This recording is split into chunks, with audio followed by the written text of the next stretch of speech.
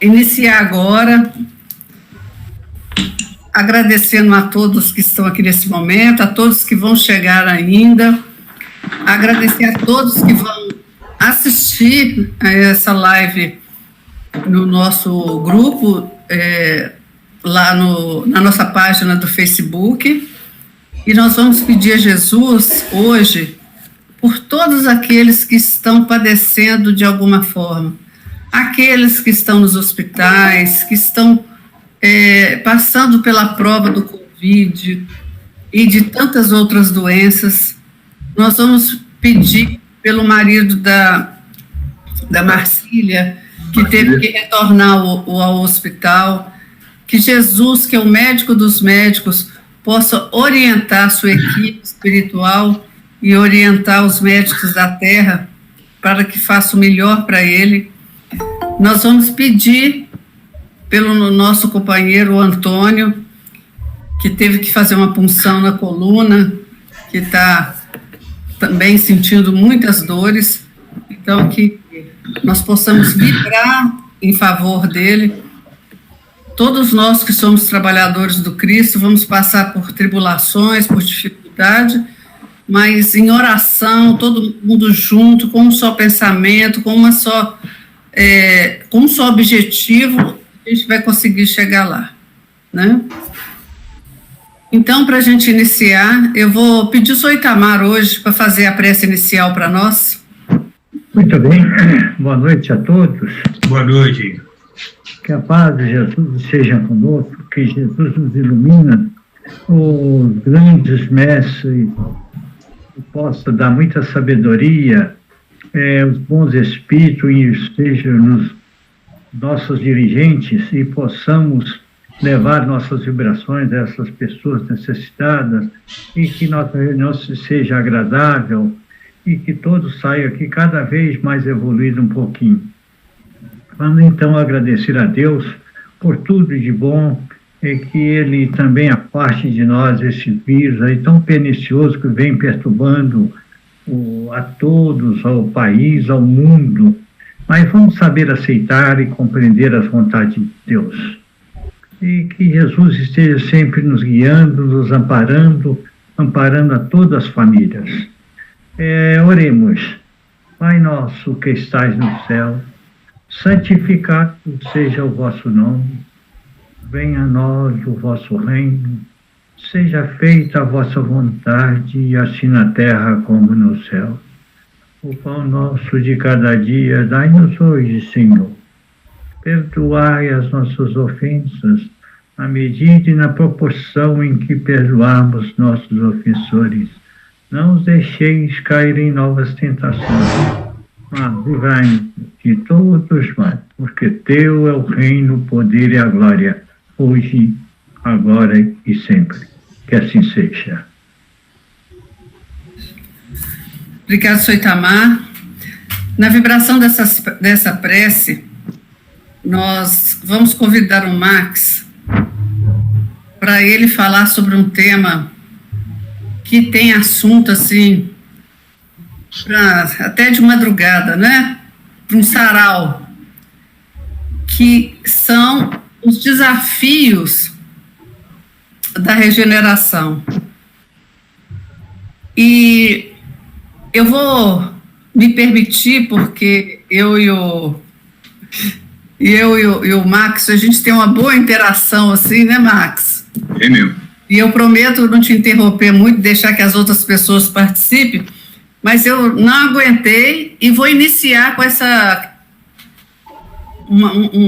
um questionamento aqui, inclusive é da Febre, um questionamento não, uma afirmativa, e fala assim: um dos maiores desafios do período de transição está relacionado à educação. Não por essa educação que tende a fazer os homens instruídos, mas pela educação que tende a fazer homens de bem. E aí, Max, qual que é o nosso maior desafio para atender a isso? Estou anotando aqui porque acho interessante. Bom, boa noite a todas. Boa noite a todos. É muito bom estar aqui com todos vocês. Agradeço a presença de todos que estão aqui. Em especial, aquelas que atenderam ao nosso convite. Alessandra, a Beth. Obrigado, gente. Bom, na semana passada, nós tivemos a grande oportunidade de assistir uma palestra muito bacana, longa, por sinal, mas muito instrutiva, do Geraldo Lemos, o Geraldinho, né? Na qual ele nos mostrou aspectos muito ligados à vinda de várias entidades, vários espíritos, várias pessoas de Capela para cá, para a Terra. E mostrou como é que foi feita, onde que essas pessoas reencarnaram, em quais porções que vieram aqui, e nos deu pelo menos para mim, uma visão histórica e geográfica muito interessante. Muito legal. Pois bem, a gente está passando atualmente uma fase e a Terra está deixando de ser um planeta de expiações e provas para se transformar num planeta de regeneração. O que é isso? Eu estou fazendo essa introdução, Jacira, para poder responder à sua pergunta da forma que eu entendo, tá? Inclusive, gostaria de aproveitar e pedir encarecidamente, quem quiser fazer alguma pergunta, por favor, basta abrir o microfone, abrir a câmera, caso queira, tá? Pode interromper a hora que for. Eu gostaria muito que esse nosso encontro dessa noite fosse um bate-papo. Muito antes de uma exposição, na qual uma pessoa fala e todos ouvem, eu gostaria que fosse um bate-papo em que nós pudéssemos interagir, conversar mesmo, como é no Prosa e Viola, que eu acho que é por isso que as pessoas que participam lá a gente acaba tendo tanta interação, tanta sintonia, como bem falou a Jacira aí agora. Pois bem, nós fomos no Evangelho, no capítulo 3, no item 3, fala sobre os diversos mundos. E lá fala que os mundos primitivos são aqueles que foram destinados às primeiras encarnações da alma humana. A gente pode entender como se fossem os mundos ou o planeta Terra, no momento que nós, vindo de Capela, encarnamos aqui na Terra. Era um mundo como, gente? Idade da Pedra. Não tinha desenvolvimento, né? Nós, vindo de Capela, que trouxemos conosco todo o conhecimento científico. É como se a gente hoje fosse mudar, fosse viver no meio do mato, sem uma roda, por exemplo. Então, nós chegamos aqui nessa condição. Nós sabíamos que existia uma forma de carregar as cargas com menos esforço. E tivemos que inventar a roda. E por aí foi, a roda, o fogo, etc. Nessa época, a gente estava no mundo primitivo, tá? Que durou, talvez, milênios, eu não saberia dizer quanto tempo durou. O segundo item é o mundo de expiações e provas, onde domina o mal. É o que nós estamos vivendo hoje. Nós estamos no finalzinho de um ciclo de expiações e provas. Mas o mundo está muito cruel, o mundo está muito violento, a gente vê por aí a torta e a direito, brigas e confusões e guerras e etc. Sim. A gente vê isso. Só que, há 2000 anos atrás, a nossa condição era muito pior do que é hoje. Se nós lermos com bastante atenção o livro Paulo e Estevão, nós vamos ver as atrocidades que nós fazíamos entre nós, pelo simples fato de não concordar que uma pessoa pudesse ter uma crença religiosa diferente daquela crença que até então era a crença reinante naquela sociedade. Quando Cristo lá chegou e teve que fazer uma verdadeira revolução pacífica dos conceitos até então vigentes naquela sociedade. Isso nós estamos falando de 2.000 anos atrás. Se nós retrocedermos um pouco mais ainda no tempo, a gente tem sociedades que se comprazem em consumir carne humana. Há pouco tempo atrás, há 1.000 anos atrás, tínhamos pessoas, muitos de nós talvez estivéssemos envolvidos naqueles episódios, nos quais a tortura era uma coisa terrível. A Santa Inquisição, a pessoa confessava coisas que ela jamais seria capaz sequer de imaginar para poder parar aquele suplício. Então, ao longo desses últimos 2.000 anos, nós fomos tendo evoluções. Claro que sim. E pode notar que umas pessoas tiveram uma evolução um pouco maior, outras pessoas tiveram uma evolução um pouco menor. Por quê? Souberam aproveitar melhor ou mais ou menos cada encarnação que teve. Todos nós somos capazes de fazer coisas que ninguém nos ensinou. Eu toco um violão, todo mundo sabe disso, conhece, e eu nunca tive aula de música. Eu não sei ler partitura. Mas eu já trouxe comigo esse conhecimento. Muito provavelmente, em certeza absoluta, eu trouxe de outras eras, de outras vidas, 300, 400 anos atrás. Então nós temos isso conosco. Nós trazemos dentro de cada um de nós o conhecimento que nós já temos. Continuando aqui no capítulo 3 do Evangelho, o próximo passo seria um mundo de regeneração. São aqueles nos quais as almas que ainda têm que expiar aurem forças, repousando nas fadigas da luta. Ainda tem o mal? Tem. Só que numa porção muito menor. Uma quantidade menor. E é esse o nosso próximo passo. O mundo de regeneração, aí que entra o nosso assunto da noite. O desafio da regeneração. Ou, a gente poder parafrasear o título da última exposição que o Geraldinho fez, ele falou sobre os exilados de capela. E eu sugiro que a gente fale dos exilados da terra. Tá? Seguindo em frente, a gente tem os mundos ditosos, onde o bem realmente sobrepuja o mal. Tem, sei lá, eu gosto muito de número, vamos admitir que 90% da sociedade está vibrando na faixa do bem e 10% estejam vibrando na faixa do mal.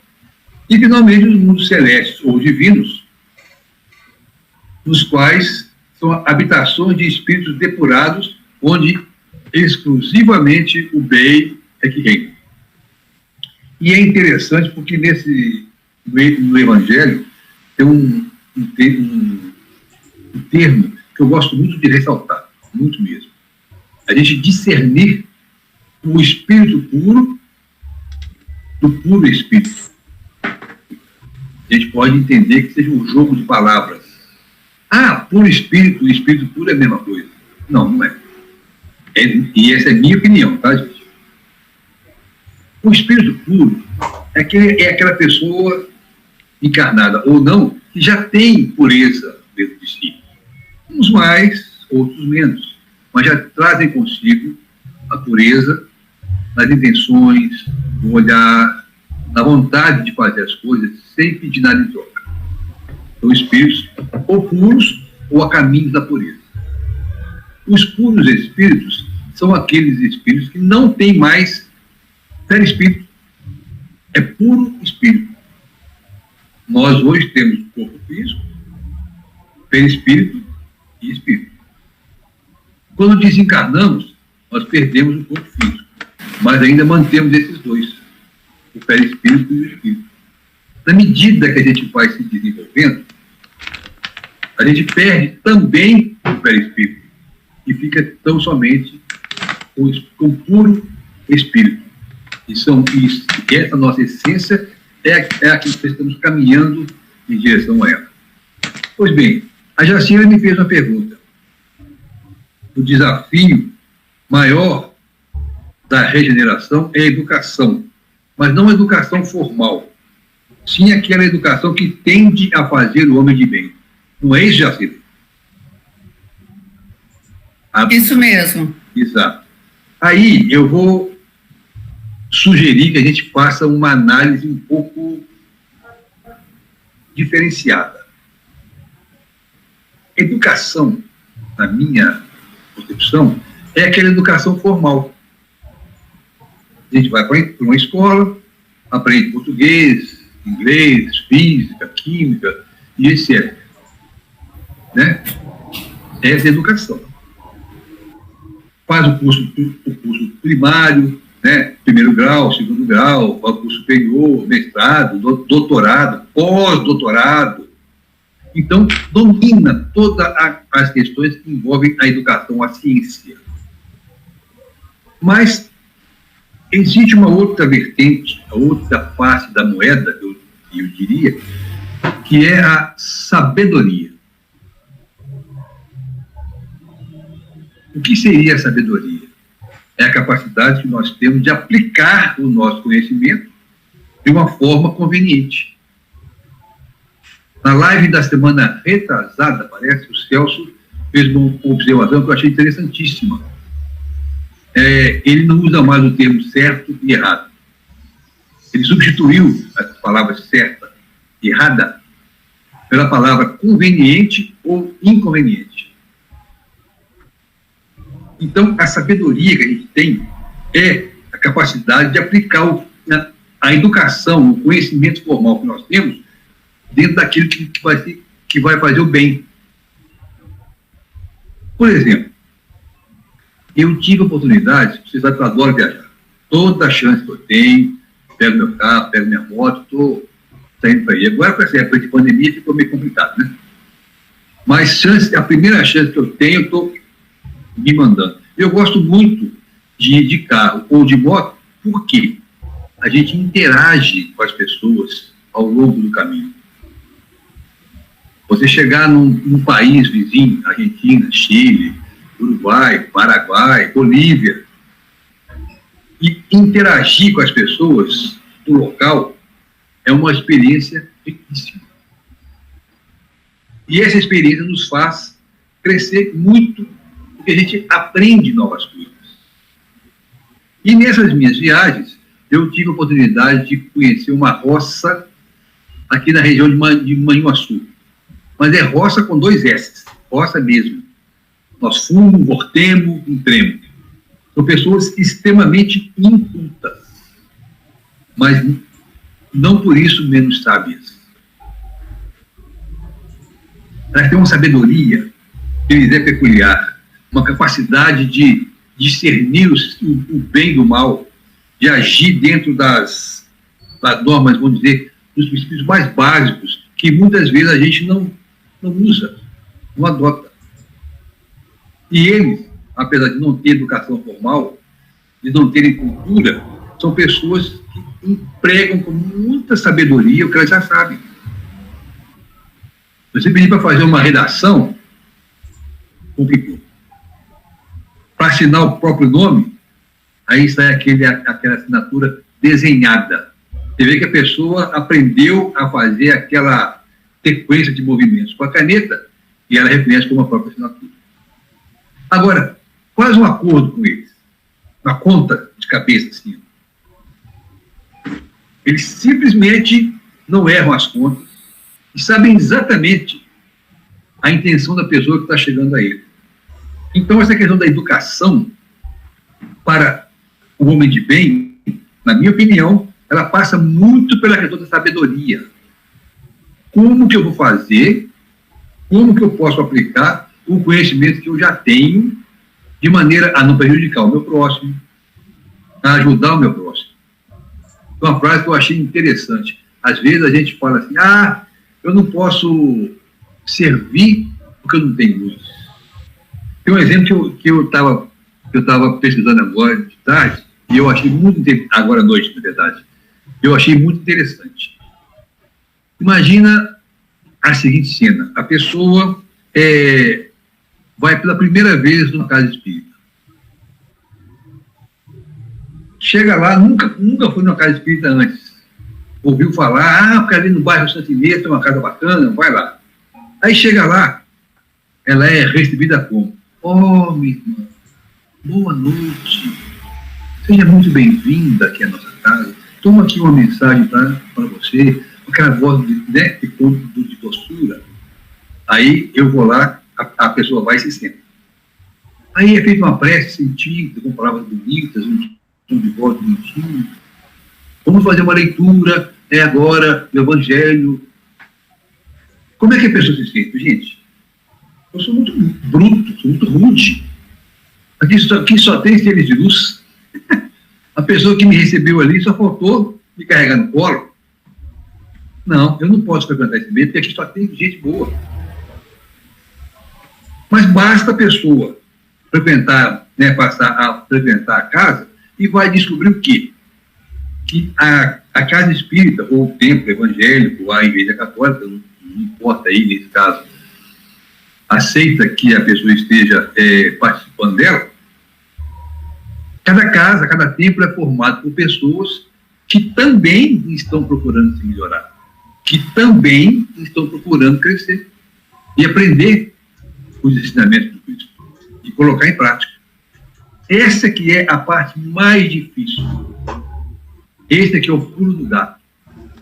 A gente colocar em prática as coisas que a gente já sabe. Isso aqui que eu acho mais complicado de tudo. Por quê? Porque a gente se sente pequeno. A gente se sente menor do que o outro. Aí, eu não faço nada. Querem um exemplo disso? Vamos pegar as parábolas do talento. Lá tem uma palavra que exemplifica de uma forma muito bacana essa questão da gente se atrapalhar. Quando o senhor dá 5 talentos para um seguidor, 2 para o outro e 1 para o outro, né? Essa pessoa que recebeu um único talento, ela vai e enterra o talento dela. E quando lhe perguntam por que ela fez isso, qual que é a resposta dela? Alguém lembra? Eu vou perguntar de novo. Fala assim, ó, eu tive medo. Beleza? Pois é, aí esse servidor ele recebeu um talento e enterrou. Por quê? Tendo medo, eu escondi na terra o seu talento. O medo, gente, é uma das coisas que nos trava demais. E se der errado? E se a casa cair? E se eu não conseguir? Aparece oportunidade de trabalho para a gente. Aqui nós estamos precisando de um tareteiro para ir ali fazer uma visita fraterna. Eu não estou pronto para poder fazer isso, porque eu não tenho condições, porque e não vai. Porque se sente menor e tem medo do que pode acontecer. Mas, como diz Emmanuel, o mundo não para nos ajudar. Nós é quem temos que nos ajudar e fazer aquilo que a gente sabe que pode ser feito e que está ao nosso alcance. Para quê? Para que a gente chegue no ponto de entrar, bem entrado, num mundo de regeneração cujas portas estão se abrindo aí agora para nós. Nós sabemos que a dificuldade que foi para a gente reencarnar, muitos de nós não lembramos. Mas com certeza, com certeza, a gente sabe que foi difícil. Será que eu posso me dar o luxo de desperdiçar essa oportunidade? Será que eu posso me dar o luxo de falar, não, vou cruzar meu braço porque eu estou com medo, vou pegar esse talento que eu tenho e vou esconder debaixo da terra? Será que eu posso fazer isso? Ou então, eu posso fazer igual o outro. Mas não, peraí, eu estou com 5 talentos, Se eu perder um, ainda vou ter 4. Eu vou arriscar. Aí o que ganhou só um, com inveja, mas não, peraí, mas aquele também, ó, ele ganhou 5 talentos. Ele tem muito mais oportunidade que eu. Ele pode arriscar mais. Por quê? Porque ele tem mais. Mas por que aquele servidor tem mais? Por que ele recebeu mais? Será que o Senhor não viu naquela pessoa uma capacidade maior de servir? Ah, eu não posso servir porque eu não tenho luz. É o contrário. Quando eu sirvo no trabalho, quando eu encaro o desafio de frente, sejam eles pastores, eu ganho luz, porque eu vou aprender a lutar. Eu vou aprender a me portar diante de situações que até então me eram inusitadas. Eu não me esqueço que a gente estava no deserto do Atacama, voltando para o Brasil, já tínhamos rodado quase 10 mil quilômetros da nossa viagem, e a moto que estava na minha frente estava indo 100 km por hora, 100, 110, e de repente eu vi que passou uma cobra assim, ó, no asfalto. Uma cobra? Aí a moto da frente parou. A cobra que eu havia visto era a corrente da moto da pessoa que estava na minha frente, que arrebentou, e por sorte do motociclista, a corrente caiu no chão e não travou a roda dele, da moto dele. Ele encostou, nós voltamos, pegamos a corrente e ficamos mais de 1 hora arrumando a moto dele em pleno deserto no Atacama. Deserto, gente, é deserto mesmo. Nessa hora você tem que parar, respirar. Gente, como é que eu vou resolver isso aqui? São desafios que a vida nos apresenta. Graças a Deus, nós conseguimos arrumar a corrente da moto dele e seguimos viagem. Aí, nisso, uma das pessoas que estavam conosco na turma voltou 1 hora depois para perguntar o que tinha acontecido. Eu pensei comigo, gente, 1 hora depois, deram pela nossa falta. E se nós tivéssemos tido um acidente maior, mais grave? Então, as situações que a vida, às vezes, nos apresenta, nos pede coragem, nos pede força, que nem sempre a gente tem. Mas onde que a gente pode encontrar essa força? Na oração, nas tarefas. Quando a gente participa de uma tarefa, seja ela qual for, agora, em função da pandemia, estão meio paradas, né? As visitas ao asilo estão suspensas, porque lá tem 86 idosos, não cabe a gente chegar lá, né, vindo da rua. Por mais que a gente use máscara e fique longe, pode ser que haja um contato. Então, está parado. A macarronada solidária, a gente está levando agora o Marmitex pronto, fechado. Todo mundo com máscara e luva, mas as tarefas estão acontecendo. Por que eu estou frisando isso? Porque na medida que a gente trabalha na tarefa, a gente se coloca, se compara. Já viram que os irmãos são danados para comparar? Lembra quando a gente era criança? 8, 7 anos de idade. Na mesa, ficava assim olhando para o prato do outro, para ver se o tamanho do bife do irmão era maior ou menor que o nosso. Alguém lembra disso? Por quê? Porque a gente compara. A gente compara o tratamento que os pais davam a ele. Ah, o papai trata o fulano de uma forma diferente daquela que me trata.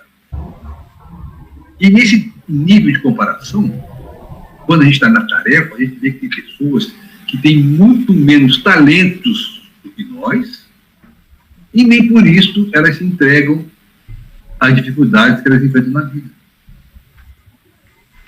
Essas pessoas estão crescendo espiritualmente, estão ganhando luz. Mas estão mesmo. Gente, eu estou aqui falando igual papagaio de pobre, Ninguém quer fazer comentário, perguntar nada. Ô, Marcos, faz uma pergunta. Você diz que a pessoa vai para a escola, aprende matemática, português, inglês, etc. e tal, né? E para adquirir educação. Eu acho que a educação, ela difere muito da intelectualização da pessoa, porque a pessoa que está desenvolvendo o intelecto, às vezes é catedrático nisso, aquilo, adquire os diplomas disso, daquilo, é uma pessoa rude, grossa, estúpida, de respeito mesmo. E o educado, né, a educação já está diretamente ligada ao espírito. A pessoa já tem um espírito mais nobre, mesmo que ele não tenha conhecimento nenhum de coisa alguma, ele é uma pessoa polida. Então foge muito. Às vezes eu sou muito estudado e grosso. E meu irmão, que não estudou nada, é uma pessoa, né, de uma convivência muito adequada com os outros, sabe respeitar os limites dos outros, essas coisas todas. Então, acho que difere muito, né? Educação com o intelecto. Você concorda? Ô, Paulo, eu concordo em termos, porque eu acho que você está fazendo uma confusão entre educação e gentileza, entre educação e polidez. Eu, nos cursos que eu fiz, o último agora, o mestrado lá na Federal, eu tive, assim, a oportunidade de vivenciar isso que você acabou de falar. Pessoas com título de pós-doutorado fora do Brasil, que tratavam os mestrandos como se fôssemos, sei lá, a ralé da ralé. Não tinha a menor polidez conosco, o menor tato para conversar conosco. Então, eram pessoas cultas, sim, mas não tinham uma educação à qual você se refere no sentido de gentileza, de polidez, de tato no trato com as pessoas. Não sei se eu consegui responder a sua colocação. É porque eu vejo assim, né, a educação está muito ligada ao aprimoramento do espírito. Um espírito educado, ele tem um posicionamento totalmente diferenciado. Não daquele que, né, se desenvolveu muito no intelecto, conhece muita coisa, mas não tem paciência com o outro, não respeita o limite do outro, né, toca de qualquer jeito, se sente grande, espizinha, essas coisas todas. Então eu penso assim, o ganho espiritual, realmente a pessoa se educa. Não, eu me posiciono dessa forma porque eu vejo que de uma outra forma eu vou estar machucando, agredindo, ferindo, maculando no meio. Uma pessoa educada. Agora o outro às vezes é muito estudado, mas é rude, é estúpido. Então o intelecto é uma parte material que foi desenvolvida. Educação já é uma parte espiritual que foi desenvolvida. Por isso que eu estou diferindo assim uma coisa da outra.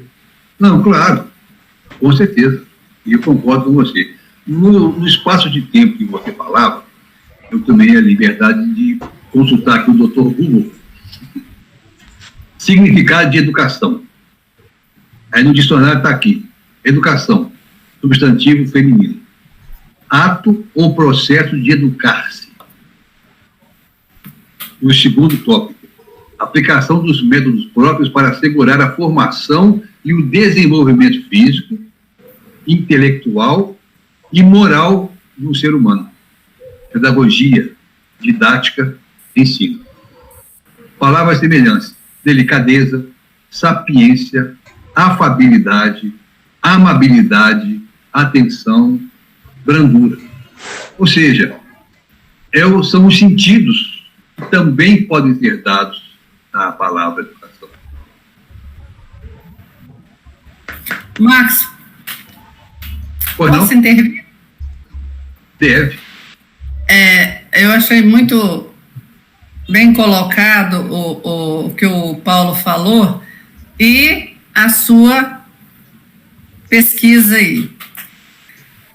Porque, na verdade, essa afirmativa, inclusive eu busquei na FEB de um estudo que eu estou fazendo sobre isso também, nós estamos vendo que o mundo, né, nós estamos passando por um momento em que nós estamos testando os nossos valores. E nós estamos percebendo a dificuldade que os pais estão tendo de educar os filhos. Não, porque a maioria dos pais transferiram para a escola a educação, mas a educação moral, né? Os bons costumes, eles transferiram para a escola, né? Inclusive, minha amiga, que é professora, a mãe foi reclamar com ela, perguntou se ela não tinha dado educação para o filho dela, porque o filho dela, né, não obedecia ela em casa. Ela falou assim, mas essa obrigação é sua.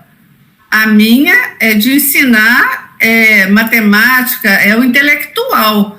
Agora, a parte moral é sua, né? Exatamente. Então, quando eu fiz quando eu falei isso com você, é justamente para a gente se provocar, para ver se nós estamos prontos para nos educar primeiramente, que para eu educar, para eu evangelizar, eu tenho que ser educada e tenho que ser evangelizada. Se eu estou preparada para educar meu filho, evangelizar meu filho, meu neto, meu sobrinho, as pessoas que convivem comigo. É mais nesse sentido. E a gente está percebendo que as pessoas começaram a terceirizar isso. O pai terceiriza para a mãe terceiriza para a professora, e o menino vai parar onde? Exatamente. Ora, como o Paulo disse, muitos de nós já trazemos conosco a capacidade de sermos pessoas mais polidas e mais educadas no sentido do trato com os seus semelhantes. Enquanto outras pessoas não trazem... Ô, Jobson, aqui, por gentileza. Enquanto outras pessoas não trazem ainda. Quer dizer, cada um de nós não traz. Enquanto alguns se prezam muito no sentido de manter aquela educação formal, científica, outros precisam desenvolver a educação da polidez, do trato com os semelhantes. Não, Jovem? Boa noite. Boa noite. Não, eu só queria fazer, de uma certa forma também, aí, respondendo a questão que a Jacira colocou, e sobre o tema do nosso maior desafio para o mundo de regeneração. Eu tenho a impressão, Marcos, se não me falha a memória, que na questão 913 do Livro dos Espíritos, eu acho que Kardec coloca isso para a gente, e eu acho que dá para a gente, a partir dessa questão e das respostas, a gente vê quais são os nossos grandes desafios para o mundo de regeneração. É aquela questão que fala do egoísmo, que o egoísmo é a raiz de todos os males. E no nosso processo evolutivo, eu acho que ele é basicamente um processo de irmos vencendo paulatinamente os nossos egoísmos, porque o egoísmo se manifesta de mil maneiras. A gente conclui isso da resposta dos espíritos a essa pergunta de Kardec. Ou seja, todos os vícios derivam do egoísmo. Então, aí vai... Qualquer um que você pegar, qualquer um dos grandes problemas da humanidade, você vai ver que ele tem raiz no egoísmo. E o que se coloca para nós é a necessidade de irmos vencendo esse egoísmo, ampliando aquilo que a gente chama de solidariedade, de fraternidade, amenizando uma série de coisas da nossa sociedade, do nosso dia a dia, como até mesmo as relações entre capital e trabalho, relações trabalhistas, relações de produção. Eu acho que é preciso, e eu já vi alguma notícia de alguns poucos empresários preocupados com isso e procurando uma saída, porque enquanto se colocar na relação entre os seres humanos a questão, por exemplo, do ponto de vista do trabalho, do capital, de investimento, enquanto o indivíduo, o empresário, fazer um investimento visando exclusivamente o lucro, a situação fica complicada. Nós precisamos ter uma relação que envolva essa solidariedade, essa fraternidade. Isso aqui já está mais que provado que nós somos interdependentes, nós dependemos de tudo na natureza, então nós não somos melhores do que, uns não são melhor que os outros, nós não somos melhores do que as outras espécies, nós dependemos fundamentalmente, a espécie da qual nós somos mais dependentes é a bactéria, você tem uma ideia? Né? Uma espécie que o ser humano costuma, a maioria dos seres humanos, inclusive, se você perguntar assim, o que você acha se a gente conseguisse eliminar todas as bactérias do planeta? Eles iam achar que é uma maravilha, mas se fizer isso, você acaba com a vida humana.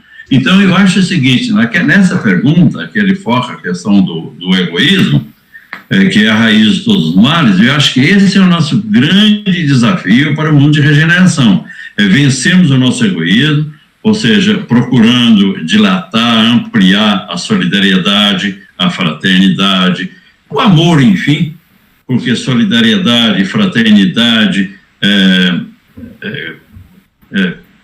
todas as virtudes, elas se resumem no amor. Na verdade, esse monte de dualidade que tem, a gente pode colocar de um lado o amor, que é o que tem existência real, né, que se manifesta na natureza, em todos os aspectos da natureza, e do outro lado, o egoísmo, que é o que separa, que isola, que estiola e que provoca a morte de tudo. Só para colocar, eu acho que isso aí seria um dos nossos grandes desafios para o mundo de regeneração. Ô, jovem, eu agradeço demais a sua participação, a sua colaboração. Porque se a gente pensar bem, você citou o exemplo das relações de trabalho. Beleza. No exemplo que eu citei anteriormente, se a pessoa que tem um pós-doutorado maltrata ou destrata um mestrando, por quê? Por egoísmo. Eu sei e você não sabe. Se numa relação pai e filho, eu sou o pai e faço e mando você fazer isso, a gente pode talvez denotar nisso aí um certo egoísmo e não querer ouvir também a opinião da criança.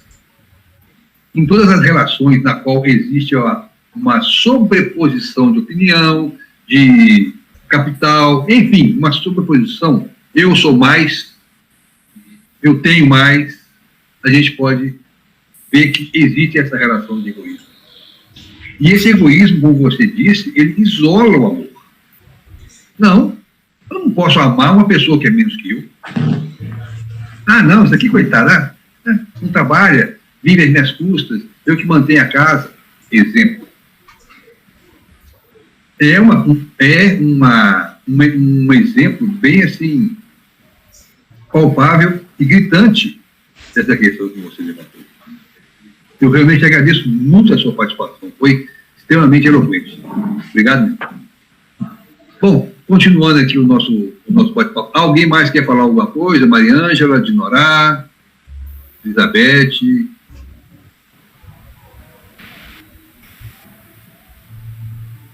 Como diz o Paulo. Estou ouvindo, Max. Estou ouvindo, estou crescendo cada vez mais. Ótimo. Alessandra? Bom, quem quiser falar, por favor, é só abrir o próprio microfone e falar. Ainda dentro dessa questão do egoísmo, esse momento que nós estamos vivendo hoje, essa pandemia, ela está obrigando as pessoas a se conviverem, a se aceitarem. Imagina um exemplo, um casal, por exemplo, que contrai a doença, os dois ao mesmo tempo. Ficar 24 horas por dia, dentro do mesmo ambiente, de poder sair. Olha que oportunidade bendita que a misericórdia divina está dando para que as pessoas se aceitem, se entendam, se ajudem. Somos todos interdependentes um do outro, como bem falou o Jorge. todos dependemos do Sol. Se o Sol, por algum motivo, não chegar na superfície terrestre, a vida acaba. As bactérias que o Jobs citou não vão se proliferar, não vai ter mais queijo, por exemplo. O capim não vai crescer mais. Então, os animais, toda a questão da carne que é consumida hoje pode deixar de existir. Sem sol não tem agricultura. E aí? E o sol cobra alguma coisa por isso? Ele nasce todo santo dia, nos trazendo luz e calor. E aí? E a gente, quando se vê frente a algum determinado problema ou questão que aparentemente nos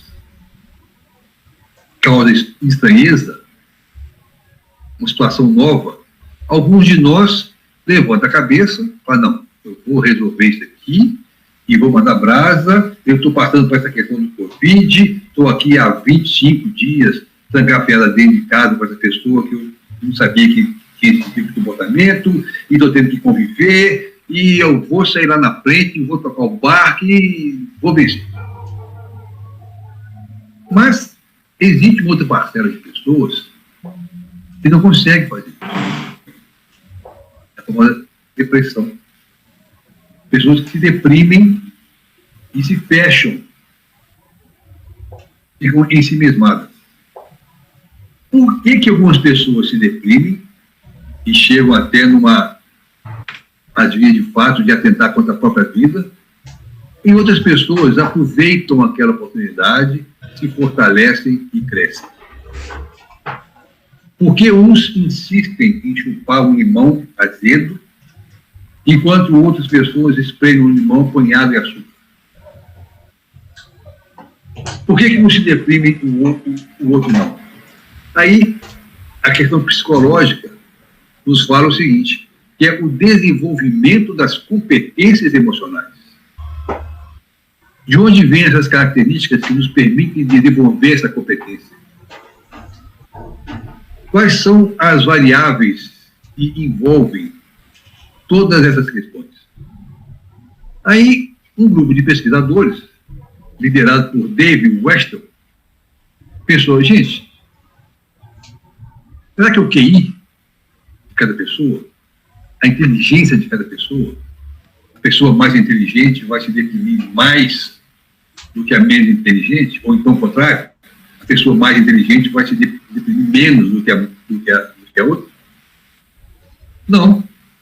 O estudo concluiu que existem pessoas com grande capacidade de raciocínio que são depressivas, e outras que não têm tanta capacidade assim de raciocínio, que também são depressivas.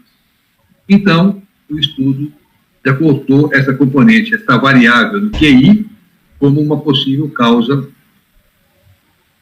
para essa depressão. Continuaram o estudo e vamos analisar aqui agora o nível cultural. Será que a pessoa com mais cultura vai ser menos vulnerável à depressão do que as que têm menos cultura? Fizeram o estudo também e chegaram à conclusão que não. Porque existem pessoas muito cultas que são depressivas e se sentem infelizes, e outras que são menos cultas e não têm esse quadro. E quem trabalha no meio de pessoas mais simples, como é o meu caso, por exemplo, está no meio da peãozada. Gente, eu não conheço bicho mais feliz do que o peão. Na hora do almoço, ele está lá com a marmitinha dele, pode ser, às vezes, macarrão puro, macarrão com mais tomate, ou alho e óleo, e aquela risaiada é um brincando com o outro o tempo todo. E são pessoas que têm um trabalho mais braçal, não tem assim, um trabalho mais intelectual. Então, essa questão do nível cultural também não foi descartada. O estudo continuou no sentido de avaliar o ambiente que a pessoa vive, que é o conjunto de valores e possibilidades que cada pessoa tem em determinado país ou cidade. A pessoa que mora numa cidade chique vai ser menos depressiva do que uma pessoa que mora numa cidade mais simples. Também não. Se fosse assim, não teríamos casos de depressão em Paris, Estados Unidos, enfim, outros países mais desenvolvidos com mais condições do que a gente. E o estudo continuou. Será que essa cultura onde as pessoas estão inseridas, um latino-americano, ele que fala português e foi colonizado por europeu, será que é isso? Foram pesquisadas também várias culturas, chegou a uma conclusão. Em países nórdicos, que já estão aqui há muitos anos, os norte-americanos, que foram colonizados pelos ingleses, também esse quadro, essa vertente depressiva, ela se encontra diluída em todos esses ambientes. Bom, será que seria o gene, uma tendência genética? Porque minha mãe é depressiva, então também você. Não, também não. Pessoas depressivas cujos pais não são depressivos, e o contrário também. A gente pode até estender esse exemplo, a pessoa que bebe de forma assim exagerada em relação àquela pessoa que não bebe nada. Eu bebo muito porque meu pai bebia. Ou então, não, eu não bebo nada porque meu pai bebia. Ou seja, o exemplo foi o mesmo, mas as atitudes, em consequência daquele exemplo, foram distintas.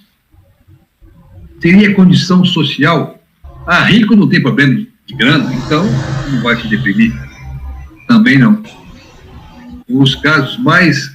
Tem um caso que eu gosto muito de citar, eu lembro demais.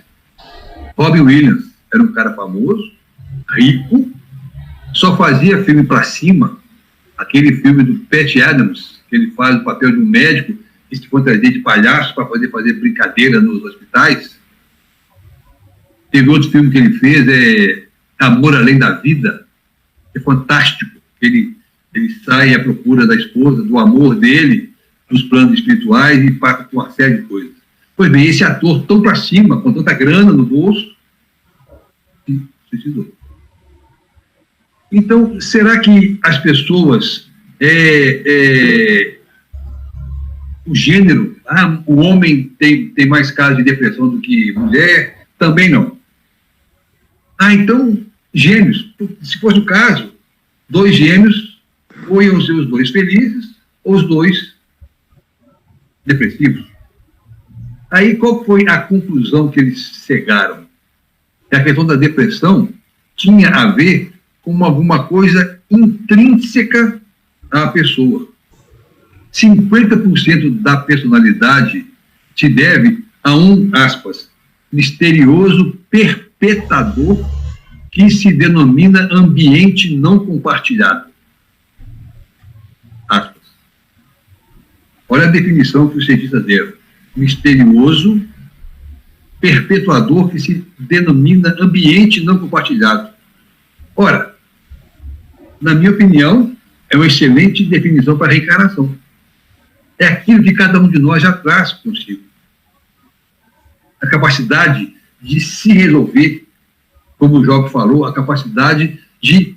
desculpa, Job não, como o Paulo falou, a capacidade que cada um já traz consigo de ser mais ou menos afável, mais ou menos educado. Então, o desafio da regeneração, para finalizar, que nós já está faltando 5 minutos. Parafraseando o Job, é nós sermos capazes de dominar o nosso egoísmo. Como? Virando luzes. Como que eu posso virar luzes? Servindo, trabalhando, ajudando tantas pessoas quantas eu possa. Uma mensagem para as pessoas. E aí, como é que tá? Tudo bem? Dormiu bem? Como é que foi a sua noite? Uma atenção para as pessoas. A gente se disponibilizar um espaço do nosso tempo para participar de uma tarefa. Por exemplo, isso aqui agora, de trocar ideia, eu acho isso fantástico. Adoro isso. Bate-papo, troca de ideias. Olha o quanto que nós aprendemos hoje com os comentários do Job e do Paulo. Trouxeram uma nova interpretação para aquilo que estava sendo dito até então. Qual que é o desafio? No domingo, na última live, a pessoa, eu não vou falar o nome, falou uma frase que eu achei interessantíssima. A fé é o extremo desafio humano. Ela vai dar um sorrisinho, quer ver? Ela já deu um sorrisinho. Jacira falou isso. O que é a nossa fé? É aquela... é confiar. Sabe? Entregar a nossa vida a Deus. Fazer aquilo que estiver melhor dentro do nosso alcance, de melhor. Gente, como é que eu posso fazer? O que eu vou fazer hoje para não atrapalhar ninguém? E esperar que a providência divina, nossos amigos espirituais, estão sempre conosco, sempre nos intuindo e nos guiando. Às vezes, até quando a gente se sabota, quando a gente cisma de dar um tiro no pé, eles vêm e fazem com que a arma falhe na hora que a gente ia dar o tiro no pé. Quantas vezes nós já passamos por isso? Na hora que você vai apelar com alguém, vai perder a paciência, vai ser sem educação, vai ser mal educado. A gente para, respira fundo. Ô, gente, que vontade de xingar essa pessoa, mas não xinga. Nesse momento a gente está crescendo. Servindo é que a gente vira luz. Servindo próximo é que a gente ganha a capacidade de evoluir, de crescer e de se aprimorar. Então, desafio da regeneração, vencer o nosso próprio egoísmo, no sentido de que de tratar o nosso igual da forma que nós gostaríamos que ele nos tratasse. Respeitar o nosso igual da forma que nós gostaríamos que ele nos respeitasse. Agir com o nosso semelhante da forma que nós gostaríamos que ele, essa pessoa, agisse conosco. Se comportar com as pessoas, enfim, da forma que nós gostaríamos que as outras pessoas se comportassem conosco. Como é que eu posso querer ser respeitado se eu não dou respeito? Como é que eu quero que as pessoas sejam gentis comigo se eu não sou gentil com elas? Eis o desafio da regeneração. Vencer o nosso egoísmo. Obrigado, gente. Muito obrigado, Paulo. Muito obrigado, Jovem, pelas participações. Obrigado pela paciência de ficar esse tempo todo me ouvindo falar aqui igual papagaio de pobre. Obrigado. Parabéns, Max. Obrigado, Vanessa. Ô, Max. Oi. Quero muito agradecer a você. Nós estamos crescendo muito, né? Inclusive, falaram assim que você... Teve gente aí que falou que você e o Paulo são os preferidos, sabe? Sou eu que falei, sabe? Mas eu falei ali, e não é só vocês não, tem outras palestras. Se eu não gostasse, eu não estava aqui assistindo todas, não. Aí eu perdi minha reencarnação e vou voltar 3 vezes para lidar com isso. Brincadeira. Desculpa a brincadeira. Maria Ângela. Vou fazer uma pequena observação. A Maria Ângela, nós já somos conhecidos, velhos conhecidos, somos amigos. Quer ver? Uns 10 anos, Maria Ângela. Tem mais. Tem mais? Tem mais. Tem 18 anos, parece. Você vê? 18 anos. A Maria Ângela é ex-esposa de um grande amigo meu, que já ficou desencarnado, Geraldo. Gente boa demais. E nós nos conhecemos naquela época, ela estava casada com ele. Ele adoeceu, teve problema renal. Eu tive a oportunidade bendita de levá-lo para... Como é que chama? Aquele negócio que faz? Hemodiálise. Hemodiálise, isso. Ele era hipertenso. Isso, é isso aí. Então a gente se conhece há bastante tempo. Nós participamos muito com você e a Dinorá. Isso. Né? É muito, é brincadeira, eu sei disso, e nós também gostamos muito. Eu sou fã da Maria Ângela sempre alta astral, sempre pronta para ajudar, e é brincadeira, viu, Maria Ângela? A gente está aprendendo. Eu estou aprendendo com o Max me chama lá para eu ver se eu fico melhor um pouquinho. Max... E você sabia, Jacira, que tem muita gente que adora várias pessoas, e eu já te falei isso, várias pessoas, Max, eu adoro quando você faz a live lá do Prosa e Viola com a Jacira. Nossa, ela fala tão bem, ela tem exemplos tão bacanas, gosto demais dela. E eu já te falei isso.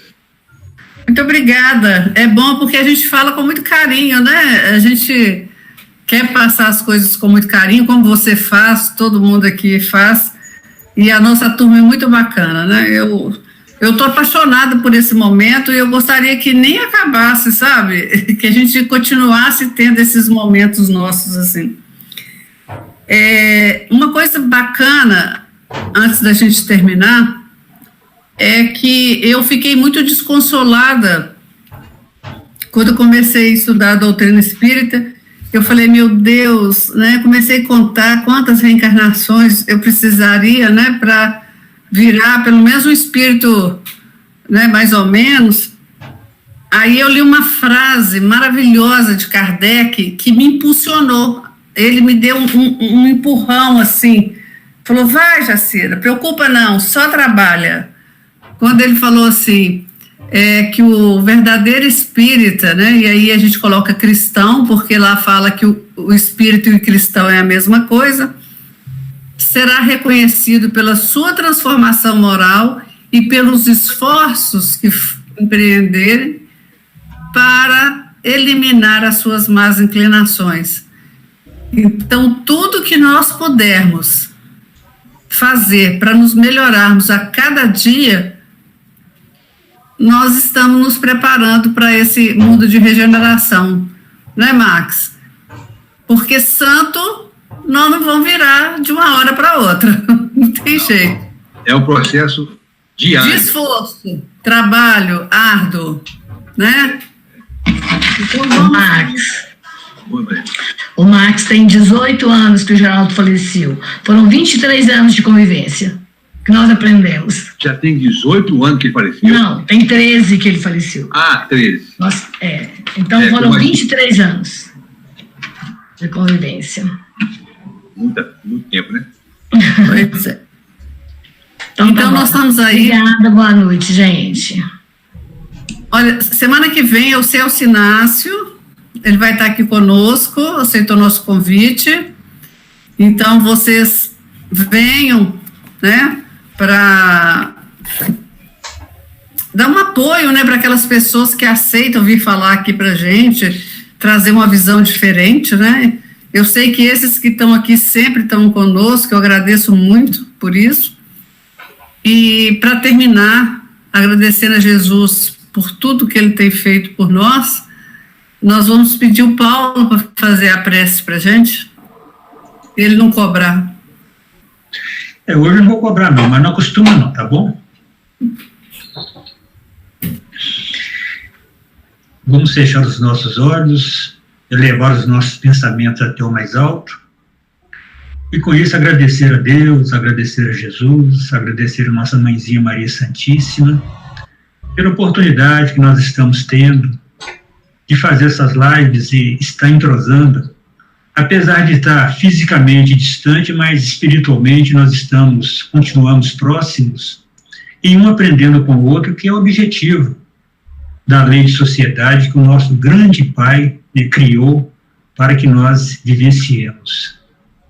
Que todas essas orientações que foram passadas, essas dicas, esses ensinamentos, que nós saibamos valorizar devidamente para tirarmos todo o proveito possível nessa oportunidade que nós estamos tendo no momento. Agradecemos a todos aqueles que estiveram junto conosco, a todos aqueles que mais para frente irão assistir essa live, que o nosso bom Deus, o nosso Pai maior, esteja derramando as suas bênçãos sobre todos nós, não só hoje, mas todos sempre. E com a prece que foi iniciada os trabalhos da noite, nós pedimos licença para fazê-la ao final desses trabalhos. Pai nosso, que estais no céu, santificado seja o vosso nome, venha a nós o vosso reino, e seja feita a vossa vontade, assim na terra como no céu. O pão nosso de cada dia, principalmente o pão espiritual, dai-nos hoje. Perdoai as nossas ofensas, assim que perdoarmos os nossos ofensores. E não nos deixeis cair em tentação, mas livra-nos, Senhor, de todo mal. Pois sabemos ser em vossos o reino, o poder e a glória. Pois sois onisciente, onipotente e onipresente. Rogamos, Senhor, de corações ajoelhados, sê conosco, hoje, agora e para todos sempre. Que assim seja.